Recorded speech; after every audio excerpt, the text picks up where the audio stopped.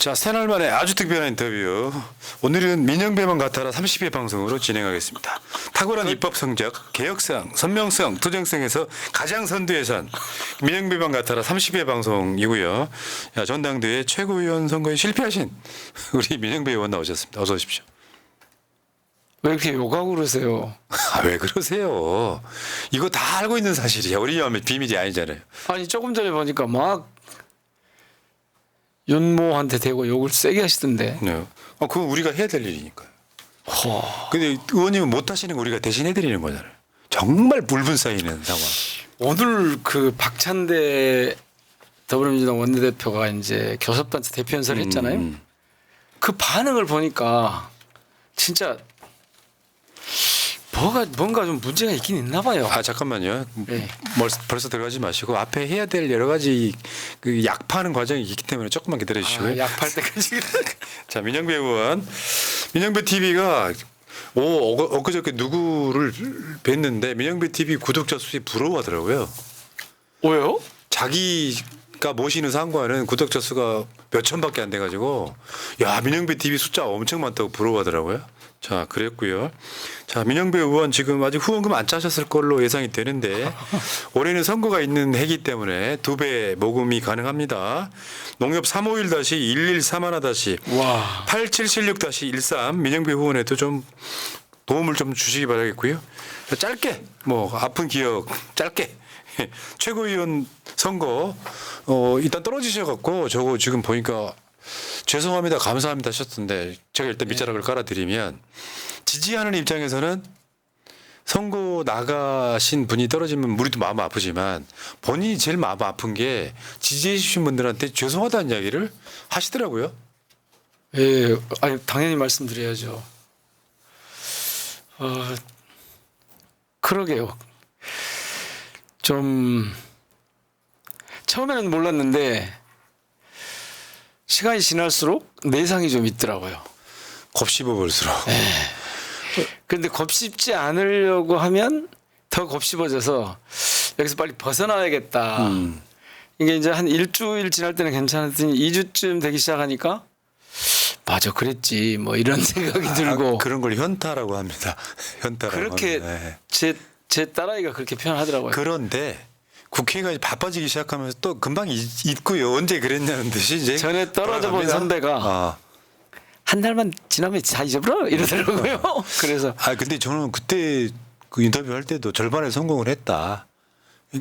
저는 정말 공부를 많이 했습니다. 비로소 정치인의 현실적 감각을 비로소 조금 더 제가 조금 아이디어를 하거든요. 그런 편이거든요. 근데 조금 더 현실적 감각을 체득할 기회를 가졌다. 그러니까 개고생 하셨지만 이 최고위원 선거에 나오신 분들에게 그러니까 투표하는 우리 당원들한테 2표 중에 1표를 좀 적게 받으신 게 아니냐. 그러니까 사실은 최고위원 선거 민영배 정도 스펙이면요. 무조건 거의 수석급으로 돼야 되는 선거예요, 원래. 다들 그렇게 착각을 했죠. 근데 나올까라고 막 생각했던 사람들, 안 나올 거야 생각했던 사람들이 너무 많이 나온 거죠. 그러니까 인기 투표에서 밀린 거예요, 사실은. 아이 그게 그거예요 다 사실은. 그러니까 제가 표가 초반에 잘 안 나와서 그 잼카 라이브인가 거기서 이재명 대표하고 이제 그 차에 타고 가면서 라이브 잠깐 했잖아요. 그때 아이고 제가 다 역량이 부족해서 그러죠. 그랬더니 이 대표 그 당시 이 후보죠. 그러시던데요. 선택받지 못하는 게 역량 때문만 아니에요. 그렇게 위로를 하시던데 그래도 제가 보기에는 지지 기반이 폭넓게 형성되지 않았다. 이건 분명한 사실 맞습니다. 그러니까 다 제일 좋은 게 내가 부족했어. 그러면 끝나는 거고. 네. 근데 그러면서 이제 많은 사람들이 그런 경우 있죠. 이번에는 못 찍었지만 다음에 나오면 찍어줄게. 거기에 대한 기대는 하지 않습니다. 요거는 마무리를 잘했을 때 나오는 반응이에요. 그러니까 예를 들면 나 표 안 나온다고 중간에 사퇴해버리거나 또 이상한 어떤 어구로 비슷하게 끌면서 당원들한테 분노를 안겨주면 그분의 정치 요정은 굉장히 곤란해지는 거죠. 제가 중간에 사실은 광주 전남 거칠 때도 2, 3등 이렇게 해서 1등을 못하면 진짜 중도 사퇴하는 방법을 고민을 했었어요. 그런 근데 다행히 압도적으로 거기서는 1위로 밀어주셨고 투표율이 낮아서 좀 아쉽긴 했지만 네. 그러고 나니까 그 다음에는 사퇴할 생각하면 안 되겠던데요. 그러니까요. 그러니까 네, 뻔히 현실이 뭐 어렵다는 걸 알아도 그래서는 안 될 일인 것 같고 그래서 안 되는 상황을 견디면서 이제 와서 다행히 마무리를 했고요. 자, 그러면 괜찮았어요. 예. 그러니까 민영배 의원을 지지했던 많은 새날 가족분들이 계시잖아요. 여기 짧게 그렇게. 이제 마지막 소감, 죄송함, 고마움 좀 표시해 주시면 좋겠어요. 이 카메라 보시고. 아, 정말 고맙습니다. 사실은 제가 탈당할 때도 내 정치 인생에 이런 일은 다시 벌어지지 않는다. 그런 마음으로 했었는데 이번 최고위원 선거를 뛰면서도 내 인생에, 내 정치 인생에 이런 일이 다시 오지는 않는다. 아, 정말 좋은 기회를 가졌다. 참 괜찮은 시간이었다. 그런데 그거 이제 지지자분들이 다 뒷받침해 주신 덕이고요. 잊지 않도록 하겠습니다. 혹시 고맙습니다. 총 몇 표 드셨어요? 대략. 그 계산은 불가능합니다. 아, 뭐 여론조사까지 다 포함되니까. 네. 그럼 저 권리당원들 득표는 얼마나 얻으신 걸까요? 그러니까 10명 중에 1.8명, 그러니까 2명 가까이 됐죠. 그분들도 몇만 명이잖아요. 그런 분들은 민영배에 대한 기대가 있었다. 몇만 명이 아니고 그거는 뭐 10만 명은 넘죠. 네. 뭐 하여튼 그런데 채팅창에도 지금 저 뽑았는데 하시는 분들이 굉장히 많습니다. 네.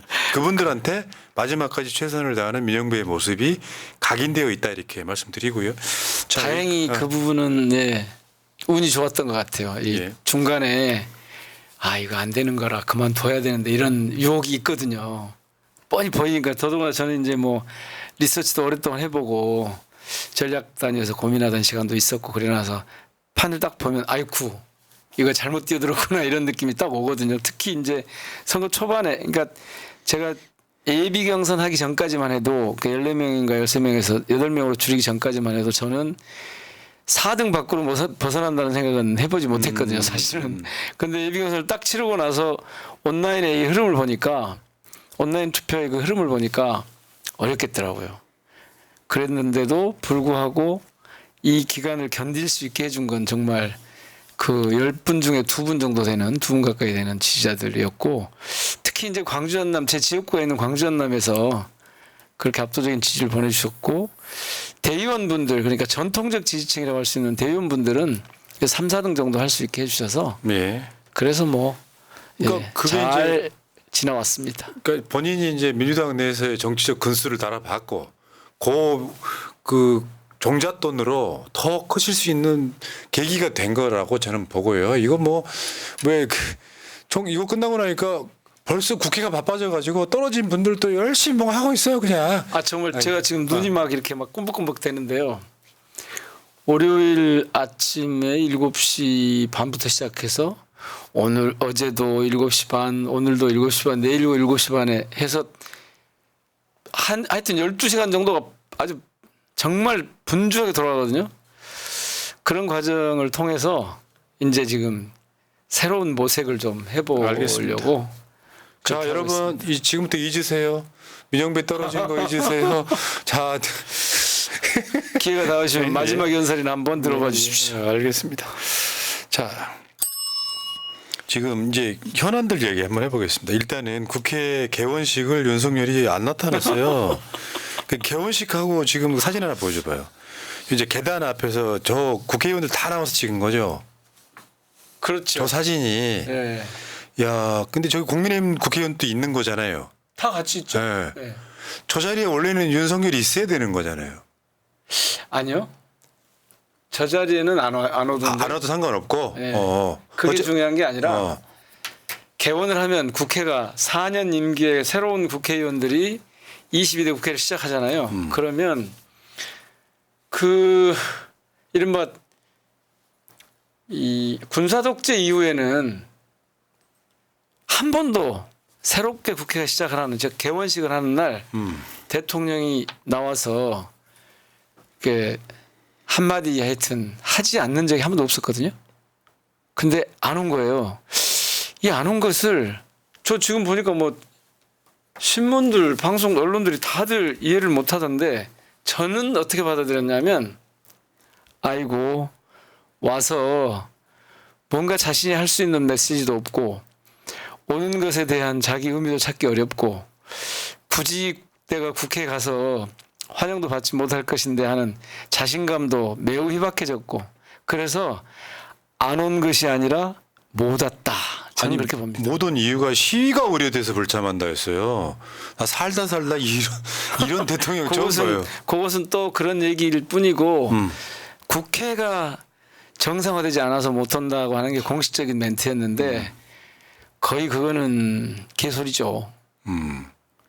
그러면 그 전에 국회는 아니 국회 아직 시작도 안 했는데 그리고 국회가 지금 원만하게 다 원구성이 끝나고 정상적으로 돌아가고 있는데 그 국민들에 대한 그런 무례가 저는 없다고 생각해요. 예. 대의기관에 그런 것에 나오지 않은 거에 아니 말씀드렸잖아요. 지금 37년 만인가 된다니까요. 87년 이후에 아무도 안 온 적이 없었다고요.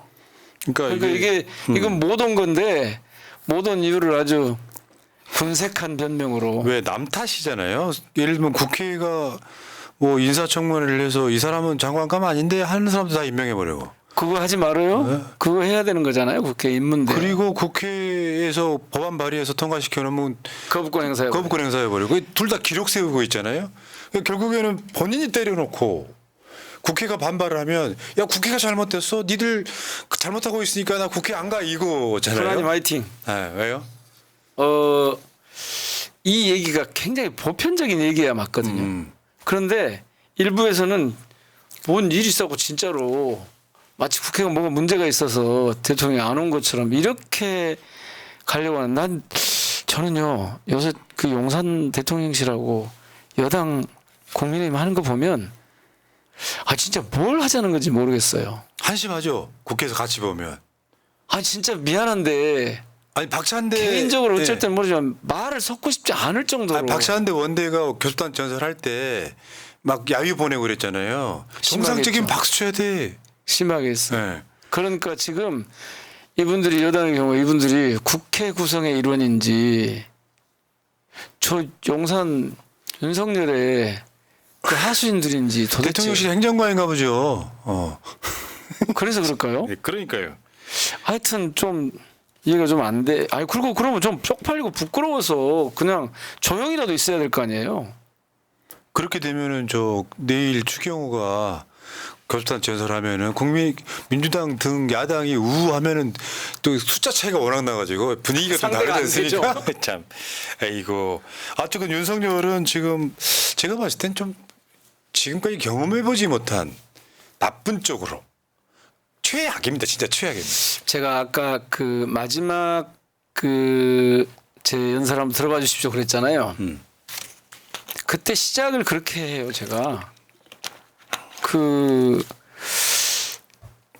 더불어민주당은 여기는 불의한 권력에 맞서왔다고 그렇게 썼던데 언제나 나쁜 권력에 거세게 저항을 해왔다. 나쁜 권력이 80년대에는 전두환 신군부였고 지금은 정치 검찰을 앞세운 윤석열 검찰 독재 정권이다. 이건 싸울 수밖에 없는 이 나쁜 권력에 싸울 수밖에 없는 그런 상황이다. 그런데 오늘 제가 그거를 진짜로 이게 대통령 권력이 이래도 되나? 이거 국민들에 대한 A라고는 정말 일도 찾아보기 어려운 이거 진짜 이 불행한 시대를 계속 두고 맞습니다. 가야 되나? 그러니까 이제 심지어 이런 얘기가 나왔잖아요. 계속해서 민심을 거역한다면 불행한 전철을 밟을 수 있다. 윤석열 대통령도 그렇게 이제 박찬대 대표가 연설을 하더라고요. 대표 연설을 하니까 그렇게 쓰고 탄핵이라고 읽는 거죠. 그랬더니 제가 그 말씀 드리려고 그래요. 대통령실이나 여당에서 탄핵을 연상하게 했다는 거예요. 탄핵을 염두에 뒀다는 것도 탄핵을 연상하게 했대요. 그 정도도 못해요?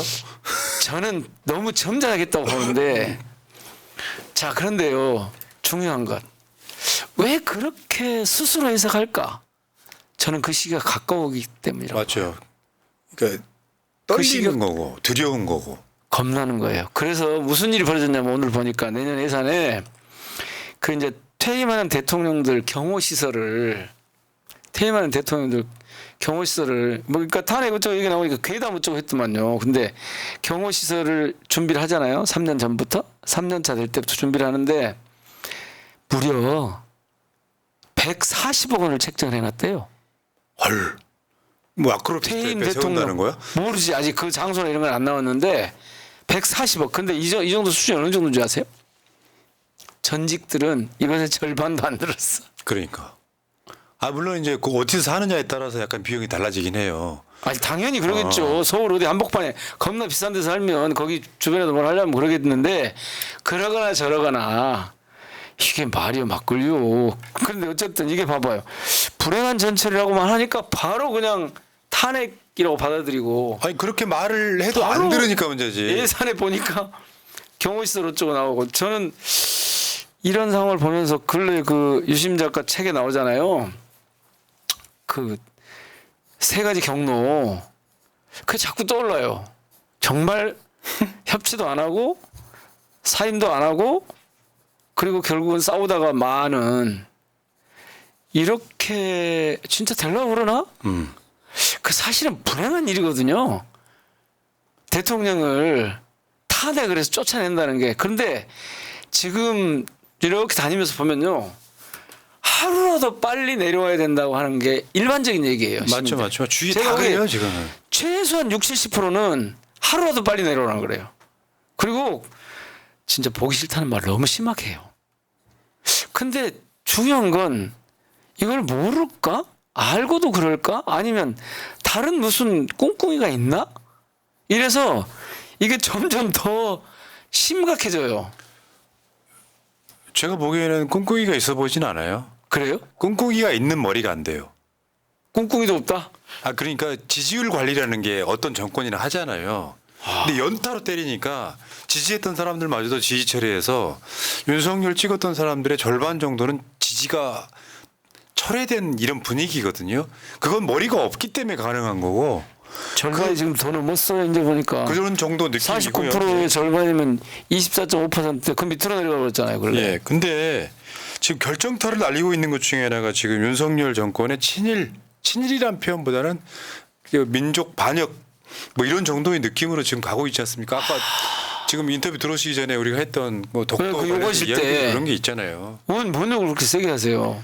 아니 그렇게라도 해야죠 국민들이 살죠. 아니 우리가 무슨 그러네요. 지상파도 아닌데 유튜브 감성으로 그러네. 정권을 욕도 못한다 그러면 우리가 MBC하고 다를 게 SBS하고 다를 게 뭐가 있겠습니까? 그러네. 네? 앞으로 허용. 예. 네. 무한 허용. 검열하시는 거예요? 아니요. 그냥 시원해서. 아니, 저희는 하기 힘든 아, 걸. 오죽하면은 지금 시청자분들이 그나마 그것 때문에 산다 하실 정도니까. 그러니까 몇 개의 표현만 봐, 키워드만 봐도 금방 그게 알 수 있어요. 요즘 대부분 그러잖아요. 용산 총독부 이러잖아요. 조선 총독부에 빗대서 용산 총독부. 이거는 정말 부끄러움이 이게 정말 세상에 지금까지요. 전두환 시절에도 용산 총독부란 말을 안 했어요. 그 조선 총독부에 빗대서 그렇게 얘기한 적이 없었어요. 근데 이런 말이 나올 것 같아요. 김문수 노동부 장관. 세상에 일제강점기 우리 선조들의 국적은 일본? 이게 뭔 말이에요 이게. 이게 내각에 들어갈 수 있는 거예요? 이러면 그 경술국치 때나 별로 다를 게 없는 거예요.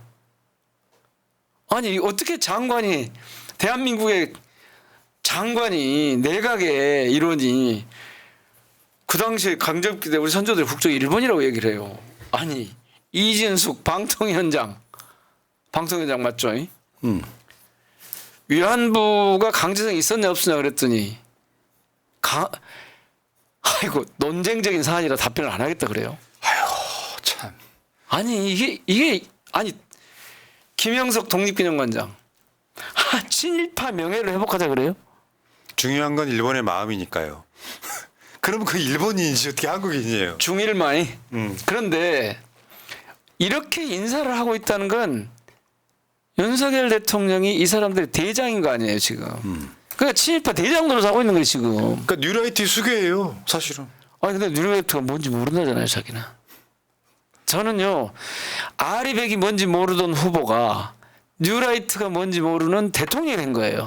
근데 출마 선언을 윤봉길 기념관에서 했습니다. 국민을 속인. 아 그랬나요? 어. 그때 이종찬 회장이 같이 배석했잖아요. 야. 출마 선언할 때. 그러니까 이 사안은 사실 보수 지지가 빠지는 결정타를 날려버렸어요. 건전한 보수 세력들은 근데 차마 이건 내가 동의를 못하겠다. 그러니까 오쿠시마 핵 오염수 해양 투기에 1년 돼가지고 국민의힘이 대통령실이 괴담 민주당이라고 했지 않습니까? 근데 갤럽 여론조사를 봤더니 75% 국민이 걱정된다. 보수층도 절반 이상이 걱정된다 할 정도면 아젠다 싸움에서 완벽하게 졌다면 대통령실은 이거를 컨트롤할 능력이 안 되는 자들이라고 보면 됩니다. 근데 나 진짜 희한한 거 있어요.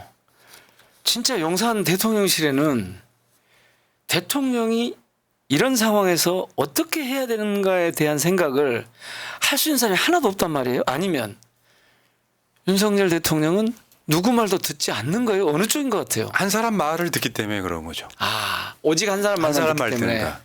왜 의대 2,000명이 확고한 어떤 그랬다라고 하는 진중권의 증언이 있잖아요. 그거는 내가 봤을 때 윤석열이 탑 다운이 아니고 그 위에서 윤석열한테 하단에 좀 뭔가가 있는 거예요. 그 느낌 설마. 아니 물론 속으로는 지금 그렇게 생각하시면서 지금 방송에서 그러시는 거잖아요. 그러니까 의대 2,000명도 윤석열의 아젠다가 아니었구나 이런 생각이 들는 거잖아요. 이 진짜 지금 정도 되면 오늘 또 이제 뭐 여야 의정 대화하자 그랬잖아요. 협치 만들어보자. 그것도 거부했더만요. 국회에서 먼저 여야 간에 먼저 해보라고. 진짜 저는 쌍욕이 나와가지고 미치겠는데 참느라고 요새요. 어디 사석에 가면 조금씩 하는데 진짜 이 스트레스 지수가 엄청 올라가요. 근데 온 국민들이 지금 스트레스를 받고 있는 것 같아요. 그냥 우리 그러면 소리 내지 마시고 입모양을 한 번만 울분을 한번 표출해 보세요.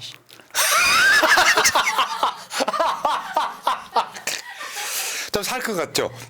자, 어쨌건 지금 그리고 이야기할 게 더 많아가지고 그래서 아까 그 2,000명의 사실상의 지지자로 예상되는 분 관련해서 이 김건희 특검법 대표 발의하셨죠? 2,000명의 사실상의 지지자가 뭐래요? 아까 그 의대 정원 늘리는 거 2,000명, 2,000명이 윤석열의 의제가 아닌 것 같다. 예. 그 이야기인데 지금 네. 사실 그 관련된 그분에 대한 진짜예요? 어. 야, 우리가 그럴 줄 알았어요. 그러니까 21대 기억하실지 모르겠는데 이 아무리 봐도 그쪽이 수상한 거 그 여인이 수상한 거예요.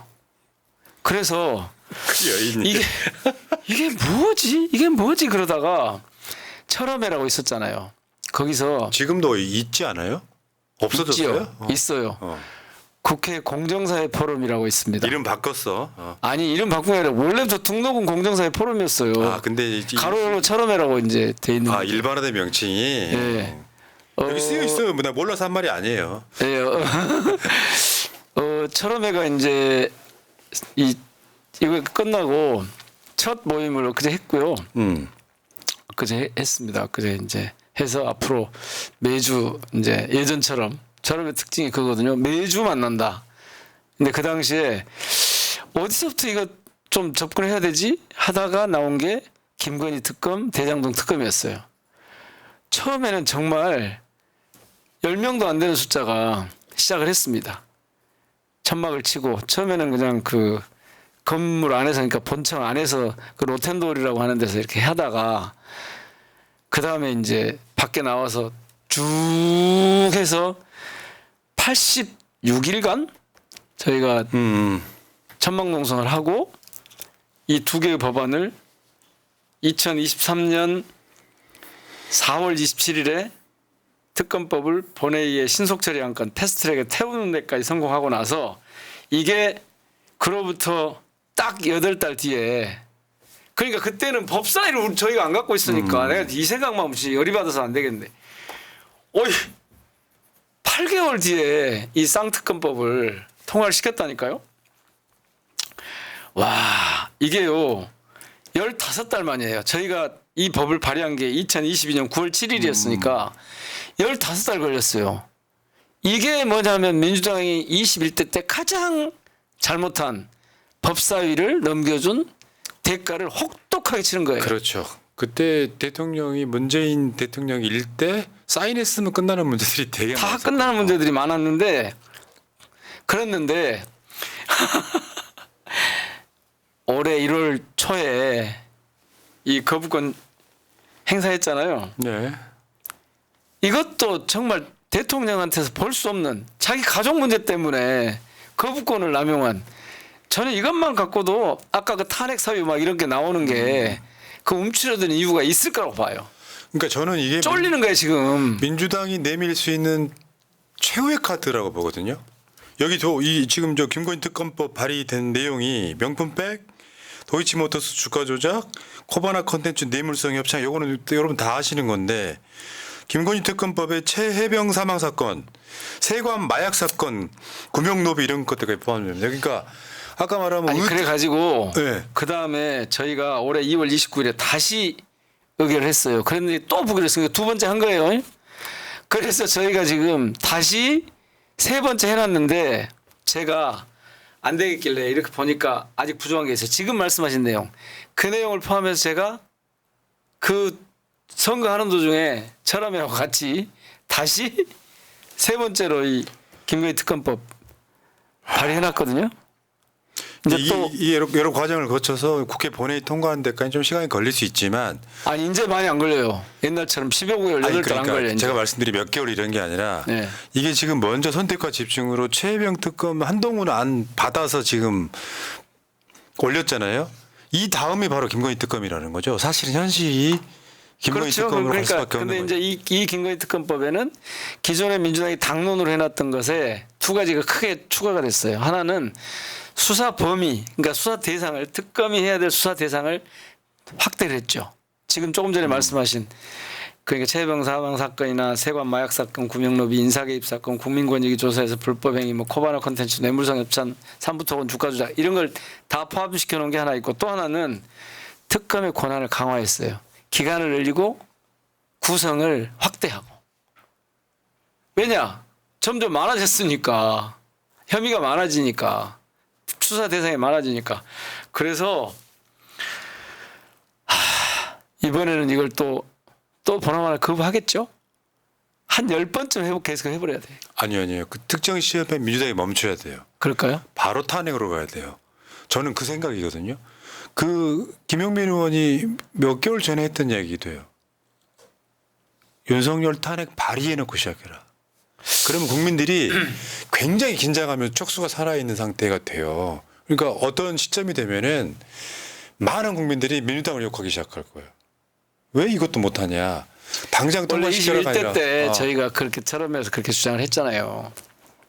특검을 일단 발의해 놓고 보자. 탄핵이요.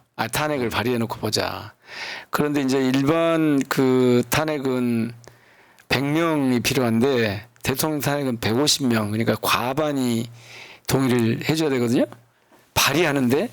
근데 저희가 과반이 넘었잖아요. 그때도. 지금도 과반이 넘고. 그러니까 발의해 놓고 시작하자. 그런데 이거는 좀 전술을 잘 구사를 해야 됩니다. 그러니까요. 그 부분은 민주당이 알아서 하시고. 전술을 잘 구사해야 돼서 저는 이건 역풍은 불지 않을 거라고 봐요. 더 이상. 그건 민영배 의원의 그냥 제 오랜 아주 지론이죠. 지론. 네. 제가 저 표현을 하자면 그때 표현을 하자면 윤석열 탄핵 역풍은 오지 않는다. 이게 최고위원 선거 전략이 됐어야 돼. 아 답답해 진짜. 근데요.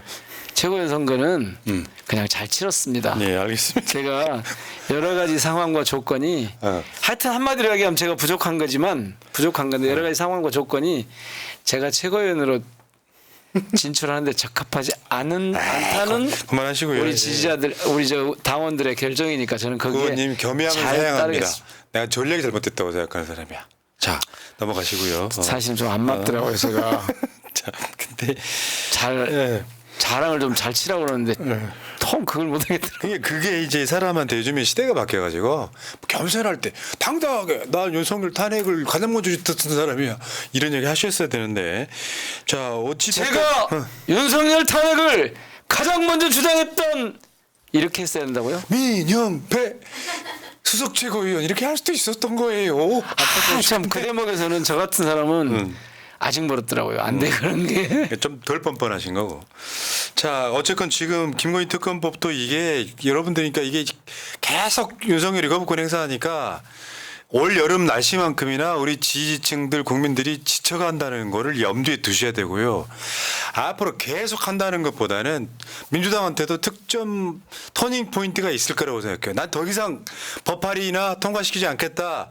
윤석열 직탄핵으로 간다. 옛날에 민주당이 법사위 해봐야 계속 거부권 행사하고 지 맘대로 하니까. 그러니까 그건 안 그 되겠다. 법사위원장 당시 민주당이 내주면서 그 우회로로 직회부라는 걸 만들었었잖아요. 그 과정을 보고 있으면 일단 이 이야기는 여기까지 하시고 여기 맨 앞에 있는 게 근데 한마디 더 붙여야 돼요. 요즘 의원들 분위기가 심상치 않아요.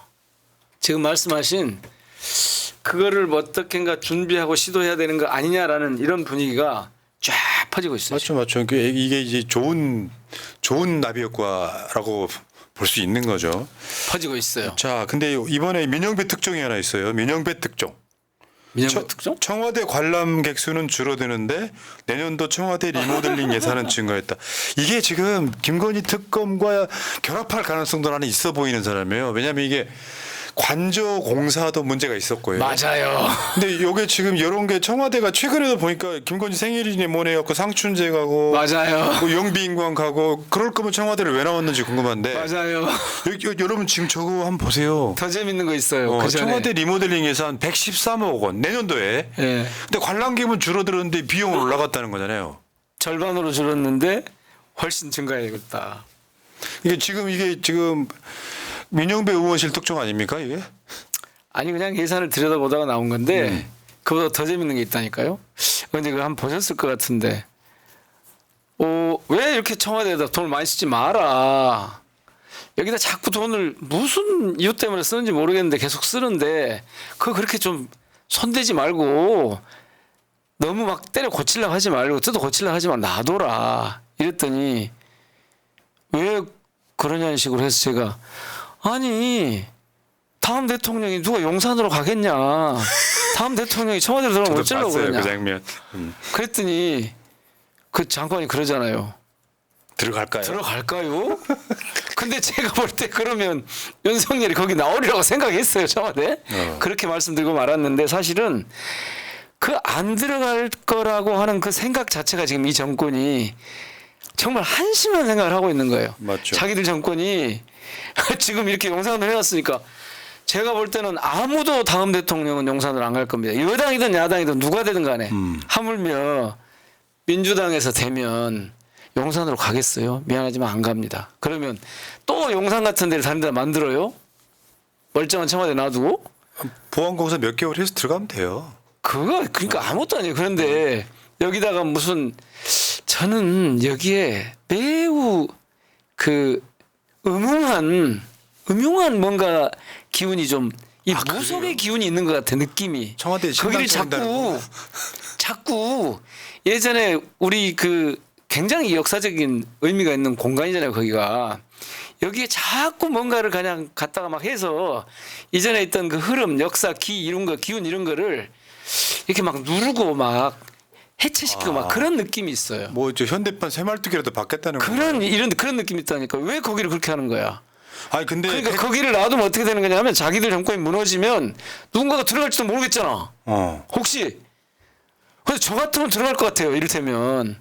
그래서 그거를 못 들어가게 하는 그런 장난질을 좀 치는 그런 느낌이 있어요. 야당 정치인은 대통령 못되게 한 뭐 그런 걸 수도 있다. 그런 게 있어 느낌이. 아니 그러니까요 리모델링 사업이 그렇지 않고는 여기다가 어떻게 700억을 써요. 그러니까 리모델링 사업만 지금 113억 책정했다는 거 내년도에 113억이면 웬만한 큰 빌딩 짓는 비용이잖아요. 아니 2025년에 내년 예산에 청와대 복합문화예술공간 조성 예산 417억 2,400만 원이야. 아. 이게 올해 예산 300억, 작년에 235억, 재작년 96억 이렇게 하면 이게 얼마예요? 이게 1,000억이 넘어간다니까. 와. 1,000억에 육박하는 돈이에요.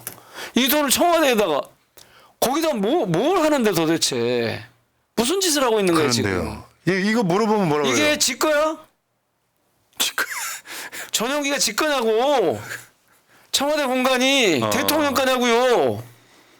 지금 자기 마음대로 아니죠. 하면 안 돼. 그래놓고 요즘에 또 청와대 영빈관이나 상춘제 뻔질나게 들락거립니다. 갈 데가 없잖아요. 아니 소통을 명분으로 용산으로 나왔는데 용산에 소통을 안 해요. 용산에서는 아무것도 안 하잖아 그런 거. 도어 스태핑이라는 거 잠깐 하는 척하다가 지금 아예 안 해요. 그러니까 제가 보기에는 지금 여전히 정신 못 차리고 있는 거예요. 정신 못 차린 정도가 아니라 정신 나간 것 같아요. 예. 자 어쨌건 이게 지금 아까 그 김건희 특검 발의 때도 이야기를 드렸는데 지금 총체적인 난국이라 국정 난맥이 아니라 거의 뭐 나라 망하는 수준이라서 국정조사가 여러 건 언급이 되잖아요. 그렇죠. 그렇다 보니까 이제 뭐 또 조국 혁신당 등의 교섭단체를 올려줄 거냐 말 거냐까지 뭐 지금 가고 있는 것 같은데 특검 발의만 갖고는 안 되고 국정조사 이것도 이제 국정조사 할 수 있는 사안이지 않습니까? 어디다 돈 쓰는 거냐 업체는 누구냐 요거는 사실은 청와대 같은 경우는 용산 대통령실 공사랑은 다르게 국가 보안상도 아니잖아요. 하도 국정조사 해야 될 게 많아가지고 이거 낄 수 있을려나 모르겠네요. 어쨌든 국정조사를 같이 가야 특검이나 이런 것도 더 시너지가 나는 상황이기 때문에 국회가 지금 오죽했으면은 검찰 특수활동비 영원 만들어 버릴 거 하고 있거든요. 저는 여전히 1차 타깃은 정치검찰이라고 봐요. 왜냐하면 제가 그 선거에 내내 그 말씀을 드렸는데 탄핵을 가려면 그건 탄핵은 제도잖아요. 제도는 일정한 요건을 갖춰야 되잖아요. 그렇게 하려면 저쪽에 이를테면 분열이 있어야 되잖아요. 근데 저기를 지금 딱 옹이하고 있는 세력이 정치검찰이란 말이에요. 그래서 여기를 깨부셔야 돼요. 그리고 이게 힘을 이렇게 만들어야 자기 보호체계가 무너진단 말이에요. 그러면 여당원들도 살려고 다른 생각을 할 수가 있어요. 맞죠. 그러니까 여당이 굳건하게 108석을 여당이 갖고 있는 한은 탄핵은 불가능하잖아요. 그러면 이제 뭔가 정치적인 격변의 상황이 오면 저는 국민들이 가만히 안 있을 거라고 봐요. 그런 상황을 만드는 방법이 우선이지 탄핵하자고 막 해도 108명 굳건하게 지키고 있으면 안 되거든요. 그러니까 저쪽을 와해시키는 작업이 필요해요. 그래서 첫 번째 공략 대상이 그거고 특히 지금 뭐가 문제냐면 이런 정치적인 사안들, 정치적인 변화 이것도 중요한데 민생이 너무너무 지금 힘들어졌잖아요. 난리가 아니어서 이 부분을 가지고 공략을 잘해줘야 이 같이 간다 이게. 예, 그러니까 투쟁과 민생이 동시에 가야 된다 지금. 그건 민주당 몫이고요. 그러니까 예. 국민들 입장에서는 민주당 뭐하냐 윤석열 탄핵해라라고 외치는 그 구호들이 있잖아요. 민주당한테는 명분이 되는 거죠. 예를 들어서 눈으로는 실제로 안 보이지만 주말에 집회를 했더니 진짜 100만 명 모였다 그러면 민주당은 따라가지 않을 수 없는 거거든요. 100만 명까지 가기 전에 끝날 겁니다 네. 이번에는. 그러니까 지금 제가 봤을 때 아까 이 방송 시사 방송에서도 그런 얘기 나옵니다만 의료 대란 같은 거 지금 국민의힘에서 딴소리 나오지 않습니까? 대통령실이나 저 윤석열 그렇죠. 정부 그런 어긋남을 그런 틈새를 계속 벌어지는 계속 거니까. 벌어지게 만들어야 돼요. 그 최혜병 특검도 지금 한동훈이가 아주 센갈 수는 없어서 네. 이제 저기 중진들 만난단 말이에요. 그러면은 그 국민의힘 내부에서 쟤는 지금 윤석열 탄핵시키는 동작하고 있다고 또 틈이 벌어지는 거예요. 그렇죠. 네, 그런 작업도 네. 해나가야 돼. 자 마지막으로요. 저 이번에 워크숍 갔다 오셨죠? 이 워크숍에 지금 민주당 국회의원들 단체 사진입니다. 정기국회 대비 국회의원 워크숍 갔는데 네. 그다음 사진은 여기 지금 이제 민영배 의원은 과방이 왜 끼신 거예요? 근데 다 과방인데 혼자만 끼셨더라고. 과방이가 김민석 의원하고 민영배 의원 빼고. 찍는데 저를 이렇게 제가 살짝 그 김민석 최고와 같이 저기 끼었어요. 근데 저 봐보세요. 저 뒤에 뒷줄이잖아요. 제가 오메 저 멋쟁이들 두 사람이 양쪽에 딱 키도 저보다 목이 하나씩 더 있잖아요. 딱 저 사이에 끼어가지고 제가 저걸 피해보려고 어떻게 했는데 이용기 의원 키가 187입니다. 그러니까요. 아. 그 노정면 의원 그 제 왼쪽에 있잖아요. 저분들이 두 분 다 언론인 출신들이잖아요. 궁금한 게요. 아니 의원도 사실 알고 보면 언론인 출신에 가깝잖아요. 언론인 출신 사실 알고 보면 아니라 제가 첫 직업은 그렇죠. 기자였죠. 어쨌건 저런 학위예가 뭐 그러니까 워크숍 할 때 보면 저 상임위별로 모여 그랬습니다. 토론하고 이번에 그랬죠. 그렇게 했어요.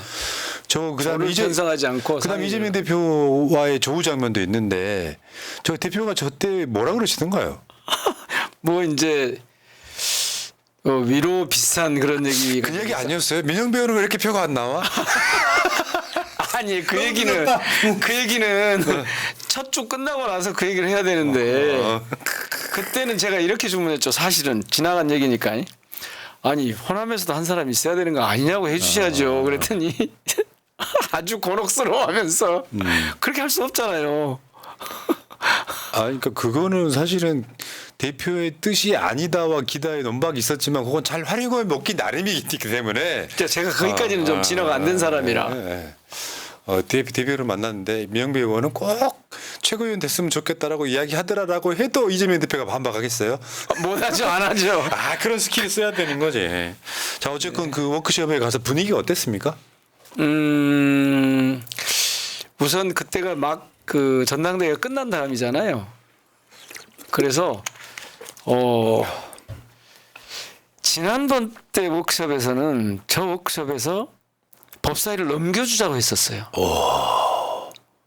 제가 탈당해 있는 상태에서 모르죠 누군지는 줄 수밖에 없다 그렇게 의견이 모아졌는데 이번에는 이를테면 그런 류의 중도를 의식하고 주춤거리고 역풍을 염려하고 이런 분위기는 없었어요. 저는 이건 굉장히 큰 변화라고 봅니다. 큰 차이라고 봅니다. 완전 그러니까 바뀌었죠. 민주당의 DNA가 꽤 완전인지는 모르겠는데 꽤 여의도 중심 사고 기존에 전통적으로 내려왔던 착한 아이 컴플렉스 같은 이런 것들이 제 감으로는 별로 느껴지지 않았어요. 그러니까 원래 그 사회학적으로 나오는 용어이기도 해요. 어떤 집단이든 비주류는 15%가 항상 존재한다. 이걸 디폴트 값이라고 20%, 하는데 네. 그 정도가 있는 것은 나쁘진 않은 것 같은데 문제는 이게 주류가 완벽하게 교체되면서 윤석열 정권과 싸울 진영으로 바꿔놨잖아요. 어째 사회학 박사 앞에서 사회학적으로라고 그러세요? 박사 뭐예요? 잘 알지도 못하시면서 내가 봤을 때 그게 선거 떨어지고 그러는 거지. 됐고요. 오늘까지만 긁을게요. 자, 아니에요. 어쨌건 저는 괜찮아요. 진짜로 그거는. 그러니까 그런 상황이어서 저는 민주당이 이제 당원들의 뜻을 거스르는 일은 저는 불가능하다고 보는 사람이에요. 그게 그렇게 하면 당이 가려고 하는 방향에 또는 목표 지점에 도달하기 어렵기 때문에 그렇게 해서는 안 되는 상황이 됐죠. 당원들의 뜻을. 근데 이거는 굉장한 민주주의의 진화예요. 다만 이 접근 방식이 온전한가 그거는 또 좀 살펴볼 대목이 있어요. 그런데 분명한 것은 이 민주공화국의 기본적인 국가 운영 방식이나 정당 운영 방식이 그 주체가 누구인가를 명확하게 하고 간다는 거 이거는 누가 봐도 이거는 거부하거나 외면할 수 없는 맞죠. 흐름이 돼 있죠. 네. 그리고 그 점에서는 민주당이 상당히 진화했고 저쪽 당도 마찬가지잖아요. 국힘도. 그렇게 안 할 수가 없는 상황이 됐죠. 그러니까 사실은 민주당이요 이번 총선 때 국민이 마지막 기회를 준 거 아니에요? 야 니들 180석 갖고 뭐 했냐. 그 흐름이 갈 뻔했는데 이재명 대표 중심으로 잘 싸워봐 한 번 더 기회 준 거거든요. 마지막 기회를 준 정도가 아니라 이게 윤석열 대통령이라고 하는 존재가 아니었으면 이 마지막 기회 안 줬을 거예요. 그렇죠. 네. 잘해버렸으면 민주당 네. 존재감 떨어지죠. 네. 최근에 대선 여론조사 보면은 이재명 후보가요 다자대결에서도 50% 가까이 육박을 합니다. 그런 정도 분위기이기 때문에 사실 민심은 민주당한테 있다라고 생각하고 더 자신감 있게 갈 필요가 있다. 그러니까 여의도를 막 벗어나가지고 민심을 들어보는 게 중요하다. 저는 이렇게 보고요. 네. 자 어쨌건 민주당에 대한 기대가 크고 민영배 의원은 정말 개고생했지만 조금 더 고생하면은 민주당에서 가장 큰 쓰임새가 있지 않을까라는 훈훈한 결론을. 더큰 쓰임새가 뭐가 있어요? 모르죠. 최고위원도 못 하는데. 모르죠. 지금 속 삐지신 최고위원도 거예요? 안 쓰는데. 삐지신 거예요? 아니 내가 더 얼마나 고생하란 말이냐 이거죠 지금. 아니면 내가 고생이 부족해서 아니 선택받지 못했다 아닙니까? 아니 제가 부족해서 선택받지 못했다는 건 전제고요. 기본적인 전제고 저를 더 고생시키려고는 하지 마시라고. 근데 내가 봤을 때 민영배 의원은 그런 상황 오면 또 그런 선택하실 것 같아요. 아 그거는 뭐 바뀌면 안 되는 거죠. 그러니까요. 자 결국 결론은 똑같아졌잖아 지금. 근데 그 시간이 우리들한테 너무 신경질 나는 거야. 직접적으로 이야기하세요. 서운했다. 그냥 여기까지 할게요. 오늘 책 선전 한 번만 합시다. 네, 그러세요. 제가 그 과정을 겪으면서 정리해둔 책이 탈당의 정치라는 책이거든요. 네. 제가 예전에 이제 구청장 할 때 책을 이렇게 좀 자치가 진보다 이런 거 쓰면 강연을 한 수십 번 다녔어요. 곳곳에서. 그래가지고 거기 가서 강연 온 걸 가지고 그다음에 책을 또 쓰고 이랬는데 이번에는요 탈당의 정치를 쓰고 나서 강연 아무도 책도 우선 옛날에 절반밖에 안 팔렸고 강연을 아무도 요청하지 않아요. 근데 이번에 보니까 제 탈당이 부정적으로 인식되는 당원들이 꽤 많이 있더라고요. 하긴 그렇긴 해. 그래서 이 책 좀 팔아주세요.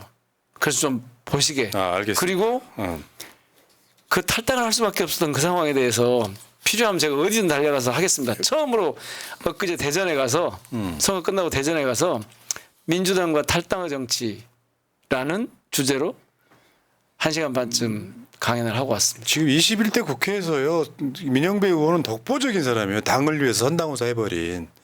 그렇지 않으면 검찰 개혁법이 통과가 안 됐단 말이에요. 그걸 탈당이라는 표현보다는 정말 농계 같은 정신으로 야 그걸 그렇게 이해한 사람이 있다고요? 아 실제로 근데 선거 과정에서 그런 말씀 주신 분들도 있었고 특히 박지원 그 의원님이 한 두어 번 야 근데 그 탈당이 안 좋아 이렇게 말씀 몇 번 하시더라고요. 하긴 디테일 모르시는 분도 모르시는 분들은 제가 그 공격받던 그 논리로 이렇게 부정적인 인상이 이미지가 남아 있는 분들이 꽤 있었던 모양이더라고요. 그런 거 아니요?